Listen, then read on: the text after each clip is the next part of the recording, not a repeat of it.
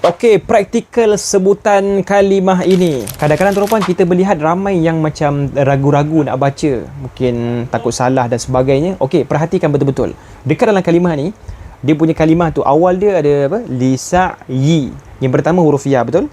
Selepas itu adalah huruf ha. Jadi tuan-puan, kalau anda nak baca, pastikan sebut ya dulu. Lisa'yi. Ya baris bawah tu sebutan dia yi. Kemudian naikkan huruf ha baris atas. Ha. Maka sebutan dia perlu dibacakan dengan lisa'yiha. Lisa'yiha.